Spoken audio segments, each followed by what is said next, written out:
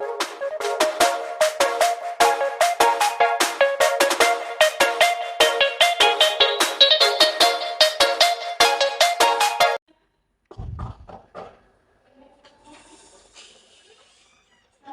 Kak. Waalaikumsalam, silakan masuk.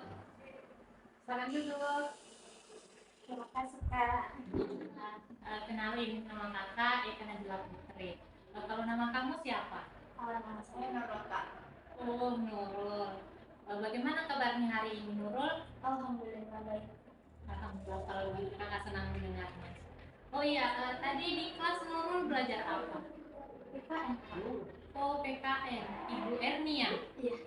Oh iya. Eh, Seingat kakak sih Nurul ini baru pertama kali ya ke ruangan BK. Kira-kira ada yang bisa kakak bantu? Iya Kak. Saya lagi butuh teman cerita untuk sekarang. Oh, teman cerita. Kira-kira apa nih yang mau Nurul ceritakan? Terkait soalnya saya mau cerita terkait masalah belajar saya Kak. Tapi saya masih ragu untuk bagi cerita. Oke, jadi Nurul ini ragu. Oke, kakak paham atas keraguan dan kekhawatirannya Nurul. Tapi kan di sini kakak sebagai guru BK nantinya tentunya dalam melaksanakan proses konseling pasti menerapkan yang namanya asas-asas bimbingan dan konseling. Nah, salah satunya itu asas kerahasiaan. Jadi, apapun informasi yang akan Nurul berikan kepada kakak, tentunya kakak akan rahasiakan dari orang-orang yang tidak berkepentingan. Baiklah kalau begitu. Sebelum itu kakak juga sampaikan bahwasanya dalam proses konseling estimasi waktunya itu minimal 30 sampai 45 menit. Jadi apakah Nurul bersedia? Iya. Oke. Sebelum itu kakak juga mau mengatur posisi duduknya. Apakah Nurul sudah nyaman atau mau bertukar posisi dengan kakak? Sudah nyaman di sini. Oke, baik. Kakak juga harap selama proses konseling berlangsung, Nurul ini bisa terbuka dan aktif untuk menceritakan masalah yang dialami. Iya. Oke, baik. Kalau begitu, boleh tidak Nurul ceritakan lebih lanjut terkait masalah yang Nurul alami? Jadi begini Kak, akhir-akhir ini saya lagi banyak pikiran. Oke, Nurul lagi banyak pikiran. Bisa ceritakan lebih lanjut, apa sih yang mengganggu pikirannya Nurul ini? Yang mengganggu itu Kak, saya dapat nilai yang rendah karena sering datang terlambat ke sekolah. Otomatis kan kalau saya terlambat, berarti saya juga ketinggalan pelajaran. Nah, karena ketinggalan pelajaran itu saya sulit mengerjakan tugas yang diberikan sama guru saya. Dan itu yang membuat nilai saya rendah Kak. Oh, jadi Nurul ini sering datang terlambat ke sekolah. Iya. Kalau boleh tahu, apa sih yang menyebabkan sehingga Nurul ini bisa terlambat ke sekolah? Penyebabnya itu Kak, yang pertama karena saya sering begadang untuk kerja tugas yang mungkin sulit saya pahami. Selain itu Kak, sebelum berangkat ke sekolah, saya juga harus bantu orang tua untuk siapkan dagangannya dan antar adik saya ke sekolah. Belum lagi kalau di perjalanan dapat macet Kak.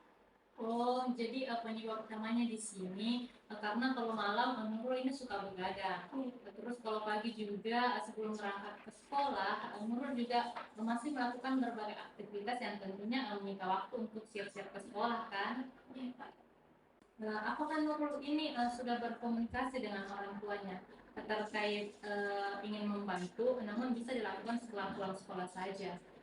Itu belum Kak, karena saya takut. Menurut kakak sih Nurul kan tidak usah takut karena Nurul kan juga merasa bahwa ketika Nurul membantu orang tua di pagi hari kan bisa menjadi salah satu penyebabnya sehingga Nurul ini bisa terlambat datang ke sekolah. Iya. Oke, terkait masalah yang Nurul hadapi, kira-kira apa sih yang bisa Nurul lakukan untuk mengatasi permasalahan ini? Tentunya yang pertama itu Kak, saya harus bisa ubah kebiasaan Nurul untuk tidak begadang dengan kerja tugas lebih awal. Terus yang kedua itu saya bisa belajar secara berkelompok dengan teman tersebut.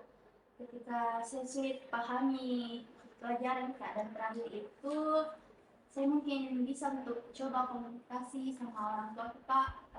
Saya bisa bantu mereka setelah pulang sekolah saja.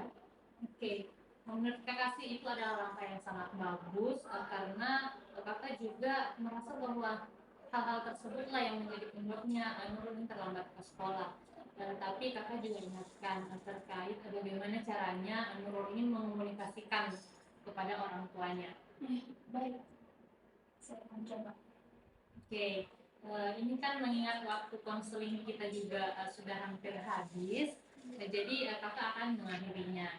Namun sebelum itu kakak akan memberikan tugas kepada Nurul untuk mencatat terkait bagaimana perkembangan langkah-langkah yang telah kita tetapkan bersama. Oke, kira-kira apa sih yang bisa Nurul simpulkan dari proses konseling kita pada hari ini? Yang bisa saya simpulkan Kak itu kurang berbeda, terus kerja tugas dari awal dan manajemen waktu Kak. Oke, bagus sekali. Terus bagaimana perasaannya Nurul? Lega Kak, karena saya sudah bisa temukan apa yang saya harus lakukan Kak, supaya tidak datang terlambat ke sekolah, dan bagaimana juga supaya bisa saya dapat nilai yang lebih tinggi lagi. Oke, baik. Semangat ya Nurul. Kakak juga berharap semoga apa yang kita lakukan hari ini, proses konseling kita hari ini tentunya bisa berdampak positif kepada Nurul. Dan kakak juga berharap Nurul ini bisa tetap semangat, ya. Kakak juga doakan bahwa minggu depan di pertemuan selanjutnya kakak harap Nurul bisa datang kembali ke ruangan ini untuk mengumpulkan tugas yang telah kakak berikan tadi. Terima kasih Kak. Sama-sama. Kalau gitu saya izinkan Kak. Ya, hati-hati ya. Assalamualaikum Kak. Salam.